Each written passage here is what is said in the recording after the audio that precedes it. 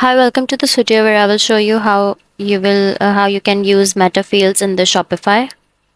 So let's get started. First of all, you have to open Shopify App Store,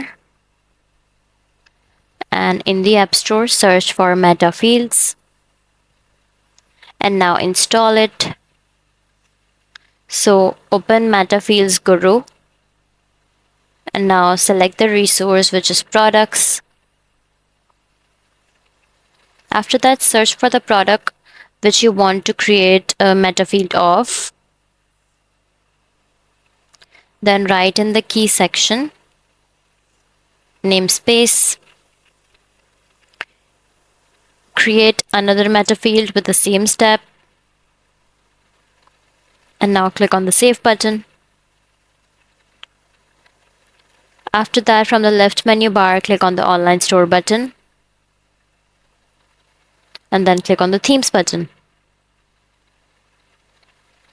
After clicking the themes button, click on the actions drop down menu, and now a drop down menu will appear, and from that menu you have to choose edit code option. After clicking edit code, now the code editor will open. Here on the search bar you have to search for product template.liquid, and now you have to write down the new code in the line number 248 and 252. I'm repeating it again. You have to write down the new code in the line 248 and 252 and then click on the save button. So refresh the product page, and here you see the material and weight metafield. That's how you will use metafields in the Shopify. That's all for this video.